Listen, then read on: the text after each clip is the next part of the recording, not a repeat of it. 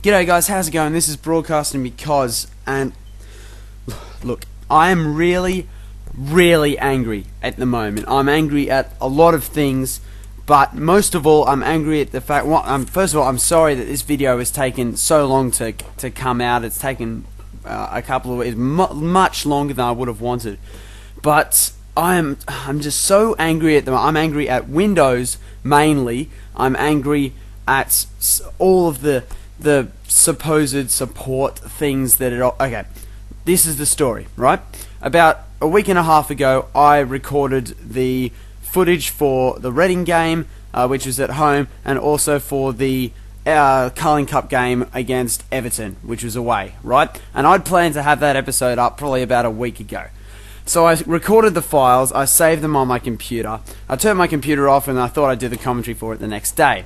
Open up my computer the next day, every single one of my recorded files had been wiped, gone, just disappeared. Just disappeared into the oblivion that is Windows 7.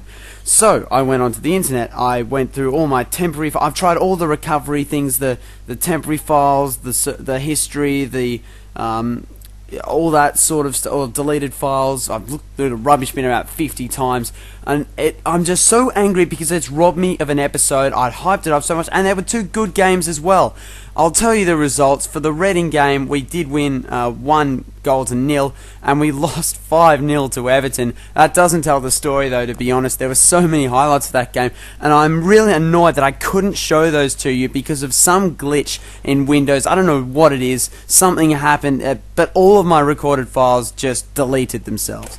I don't know what's happened, so I'm really sorry, guys. And you know what? It doesn't stop there either. It doesn't stop there because there was other stuff other than just the matches that I'd recorded for all the, for the whole episode thing, right? I wanted to make a big deal because it was the quarter-final, and I know we lost, but still, I mean, there's the results. We lost 5-0 to Everton, Fulham won, City lost to Chelsea, and Manchester United walked right through Wolves. But the other big news that I recorded was Emmanuel Agyemang-Badu dislocated his shoulder just like Luke Varney did, and he'll be out for 6 weeks. Probably the biggest part of our midfield is now gone, and I wanted to make a big deal of it in the episode because it is a big deal. I know I'm ranting, I'm sorry, but I'm just really annoyed at what's happened. But anyway, we're going to move on, guys. I apologize again that I couldn't bring that to you, so I'm going to make up for it. This episode's going to be a bit longer, and we will have 3 matches in this episode. We will have, first of all, an away game against Millwall, which we'll certainly be looking to get 3 points from. We then come back to Fratton Park, and we will play Derby County at home, and then we will play Leeds United, which should be a difficult game also. Well, to get the episode underway now, we travel across to Millwall as we draw ever so close to the January transfer window. We have our starting strikers as Jamie Mackie and Eric Husseclep, and due to that injury to Emmanuel Agyemang-Badu, the door has swung wide open for Joel Ward to return to the starting lineup, probably for the foreseeable future as well. Now, I wasn't really sure what to expect from this match. Emmanuel Agyemang-Badu had just proved to be so important in our midfield, and we started off relatively well. We created quite a few chances early, but that's not to say that Millwall didn't have theirs as well, as Keogh just broke away and forced a very good save from Palos. Lambert was troublesome up front as well, but Halford and Pearce made several great tackles keeping them out. Now have a look at this bit of skill from Jamie Mackie. Makes an absolute mockery of the defender and plays through the perfectly placed through ball for Eric Husseclep to work it around the keeper. The finish was not easy as well. Have a look at that, just slides it underneath the keeper and gets the opener. Eric Husseclep, talk about a return to form. He has been so good over the last couple of weeks. And we have Lee Martin here again, dancing around the defender. Robinson didn't have a very good game, and he finds Jamie Mackie once again. That partnership was lethal, and Eric Husseclep gets absolutely crunched in the penalty area. He gets a shoulder from Lowry and gets the double studs up sliding tackle from the other defender. We see that on the replay here. The defenders were complaining, not really sure how much there was to complain about. We see here the first tackle's not too bad, but it's the second one in from the side, as well as probably a raised arm or a shoulder there from the defender as well. That called for the penalty, and who else was going to take it? Eric Husseclep blasts it into the top left corner, just underneath the crossbar to put us up 2-1, and wasn't he happy about it? We're 2 up in the 31st minute away from home as well. We'll talk about coming out of nowhere. Jamie Mackie had one of the games of his life for Portsmouth today. He was in absolutely everything, and that combination with Lee Martin was just so difficult for Millwall to contain. Martin unleashing a shot on the Millwall keeper. He did very, very well to keep that one out. And here you go, Jamie Mackie's in it again. Couldn't quite make the pass there. Norris also got a good breakaway, who was able to find a good, well-placed cross towards Eric Husseklep. For a second, I thought Husseklep had gone down with a self-injury, but thankfully he got up all right after going down pretty early. And we went into half-time with a 2-goal advantage over Millwall. Well, half-time came and went, and Millwall came out with a much more aggressive mindset, led significantly by Lambert. You take a look at that shot there by Rake, and Palos was a bit out of position. If that was on target, there was no way he would have kept it out. To keep up squad rotation, I brought off Eric Husseklep for Benjani, and the super sub almost had an instant effect with that header just sailing over. Considering the form he's in, I actually was a bit surprised that he didn't tuck that one home. And you see there the sort of pressure that we're putting Millwall under defensively. Their defence just broke apart, and Lee Martin and Jamie Mackie again were able to stroll through the defence.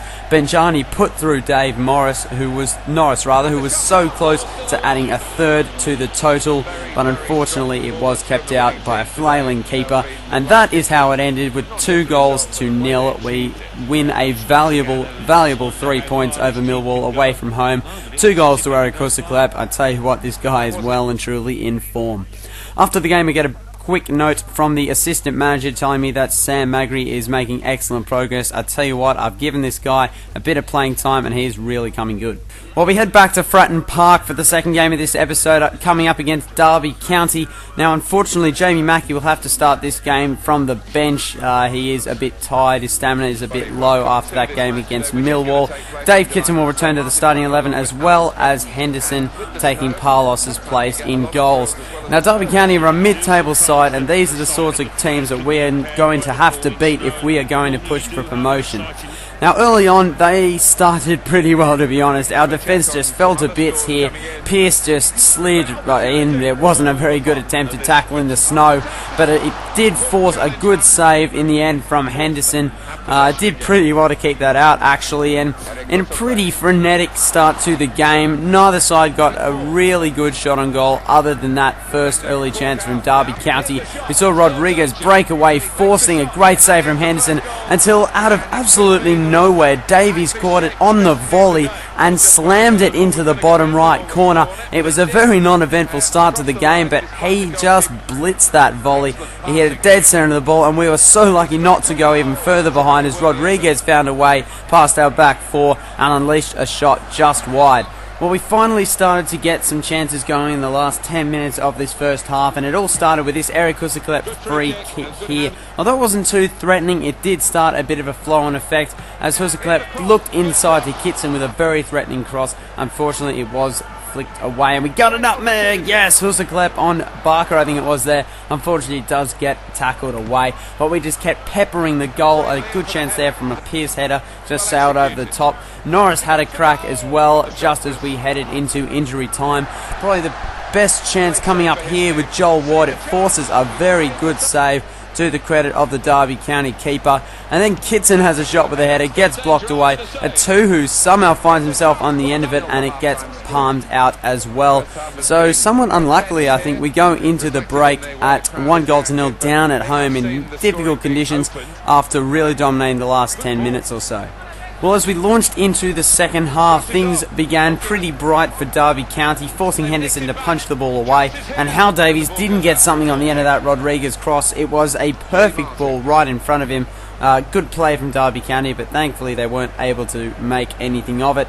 Now, Joel Ward has really come into his own since the injury of Emmanuel Aguming-Badu. Plays a good 1-2 pass with Martin, and keep your eyes on Joel Ward. Gets decked by Barker, just absolutely taken out, just thrown to the ground, and Barker just throws himself down as well. It's like, oh no, didn't touch him. How that isn't a penalty, I really don't know. I brought in Benjani and Jamie Mackie for Martin and Husseklep just to save a bit of stamina, because we do have a lot of soccer left, or football I should say, left to play in this month.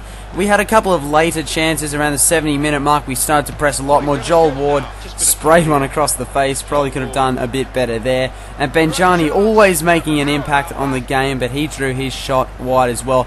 Now, how he stuffed this chance up, I fail to understand. Kitson somehow, from point-blank range just about, manages to put it wide. Considering the season he's had so far, I'm amazed he didn't get that on target. And he has another shot here. This time he does manage to get it on target, but unfortunately it falls straight at the feet of the keeper. And in a pretty bad game for us, really, we do end up losing 1-0 to Derby County at home as well in the snow, particularly in the last probably half an hour of the game. We had so many more chances. I don't know how we lost that game, to be honest. Now, the medical staff do give Luke Viney clearance to play in the next game, or at least return to full-team training, but I decided to give him another week or so on the sideline to heal up a bit more. Don't want to risk any further injuries. We see the starting lineup. Husselklep and Kitson will start up front with Palos back in goals for this very big match against Leeds United.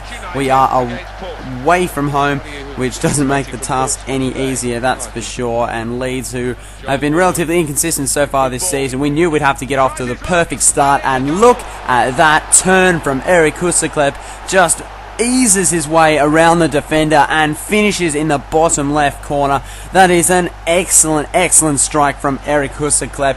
And take a look at this on the replay. A great setup ball from Joel Ward as well. Just turns around the defender. Galgive should have done so much better, I think. But to their credit, Leeds United, they did look to come back pretty quickly. McCormack was dangerous, as was Varanen, who couldn't quite find the final ball to Carlton Cole. Carlton Cole was their transfer window signing to replace Luciano Becchio, I believe, who went to Nottingham Forest. Now, neither side had too much of the ball in an attacking area after that Eric Husselklep goal early on. It was very important we got that early goal, made sure that Leeds were on the back foot. Now, Palos is actually called into action here, nothing too amazing. Now, for some reason, Aiden White has gone down, despite the fact he is sitting right next to the bench. And, okay, now he's just walking off the field. Not too sure what's going on there. He was clearly sitting on the sideline. Yeah. Okay, so back to the action, and the best thing that I can say over the last couple of weeks is that our defence has really solidified. We've got Gentiletti at the back, Pearce as well, and Halford. All those guys. Wynn has been a great addition to the side, are all defending very well. Carlton Cole went down a bit easily there, I think. But we go into the halftime break with a 1-goal advantage. Maintaining that early lead, I think, is very important, and it was always going to take something special for Leeds United to come back in the game. And oh, wow! Okay, so Fabian Delph just decides to rock up and sink one from about 35 metres out. Now tell me honestly, when was the last time that the PC scored a goal like that? That is seriously, wow, that is a great goal. 90% of the goals that I've seen the computer score are sweaty goals, but that is an amazing goal. But I think this angle, Palos really should have done a bit better there. It wasn't really too far to his right. We needed to come back and come back hard. An absolutely magnificent through ball is played to Dave Kitson. Looks to sweat it. What is that from Eric Husselklep? I don't know what he's done there. He's just somehow found some sort of confidence. And let's take a look on the replay. He's flicked it up. That's almost like a back heel into what is effectively the top right-hand corner. Keeper in no man's land. Thank you very much, Leeds United. We'll take that lead right back from you. But if you think it was done there, how about passing across to the league's #1 goal scorer in Dave Kitson and picking up an assist as well? Eric Husselklep on fire. Portsmouth lead 3-1 over Leeds United. What a magnificent performance. We really did outplay Leeds United in this game. Aside from that one spark of brilliance from Fabian Delph, we pretty much outplayed them on all parts of the pitch. Benjani and Lee Martin came on as substitutes in the 75th minute, mainly just for 1, a bit of squad rotation, and 2, a bit of stamina. Now, Benjani had a chance to go through on goal, but O'Day came, I'm not sure who their keeper is, I think it might have been Ashdown maybe. He came storming out and made sure that Ben Jada would get nowhere near it. But that is how this game finished. We picked up a 3-1 win, I should say, away from home. That is an absolutely exceptional result for Portsmouth, guys. Now, as we have a look at the ladder as we head towards the end of the year, and Crystal Palace are out now. They've got a bit of a lead over Birmingham City up the top there on 50 points. Equal on points with Birmingham are West Ham, and sitting just behind them on 41 points is the mighty Pompey, and we will certainly be looking to push for a top 2 finish. Hopefully, still pretty early in the season. We're yet to be at the turn of the new year, but that's the plan, guys, and if we keep playing the way we did against Leeds, then we might just get there. Down the bottom of the ladder, we have Barnsley, Doncaster, and Bristol Rovers. Well, thank you very much for watching, guys. That is that for another episode of Pompey's Road to the Top.